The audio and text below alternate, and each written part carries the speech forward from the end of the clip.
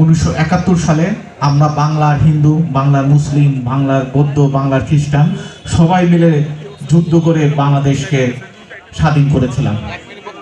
সেই যুদ্ধের সময় আমরা কে মুসলিম কে হিন্দু আমরা সেটা কেউ চিন্তা করিনি।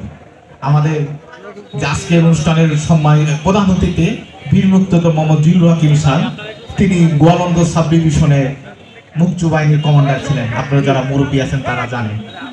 তার অধীনে মুসলিম মুক্তিযোদ্ধা ছিলেন, হিন্দু মুক্তিযোদ্ধা ছিলেন, সবাই মিলে তারা যুদ্ধ করেছিলেন। ঠিক তেমনি আজকে এই সমাবেশ স্থলে আমরা কেউ হিন্দু, কেউ মুসলিম, কেউ বৌদ্ধ, খ্রিস্টান আছে, কাউকে কি চেনা যায়? চেনা যায় না। এটি হচ্ছে বাংলাদেশ।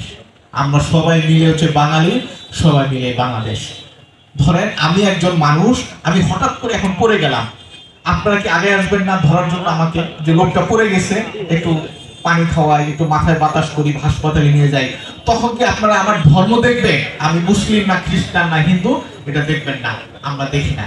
এটি হচ্ছে আমাদের মানুষের সত্তা। অনেকে হয়তো জানেন, আপনাদের বৃহত্তর ফরিদপুরে এক জেলার আমি সন্তান, মাদারীপুরে আমার বাড়ি শিবচর। মাদারীপুর জেলাটা হচ্ছে একজন সুফি সাধকের নামে, আর শিবচর হিন্দু একজন দেবতার নামে না। এই নিয়ে কিন্তু বাংলাদেশ, আমরা আপামর বাঙালি যারা আছি, বাংলার হিন্দু, বাংলার মুসলিম, বৌদ্ধ, খ্রিস্টান হাজার বছর ধরে এখানে রয়েছে।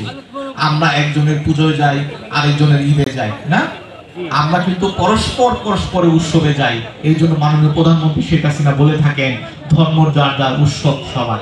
এই বটগাছের নিচে যে বাজার বসে, আমরা যখন কেনাকাটা করতে আসি, আমরা কি দেখি কে কাস্টমার হিন্দু, কে বিক্রেতা হিন্দু, কোন কাস্টমার মুসলমান, কোন বিক্রেতা মুসলমান? আমরা দেখি না। আমরা যখন হাসপাতালে ডাক্তার সাহেবের কাছে যাই, দেখি কোন ডাক্তার হিন্দু, কোন ডাক্তার মুসলিম? দেখি না। আমাদের কারো যদি রক্তের প্রয়োজন হয়, আমরা রক্তটাকে দেখি, কার টিকা পাওয়া গেছে, আমরা খুঁজি এ পজিটিভ রক্ত, বি পজিটিভ রক্ত, তাই না?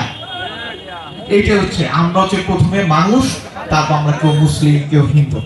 আমরা পরস্পরের ধর্মকে সম্মান করি।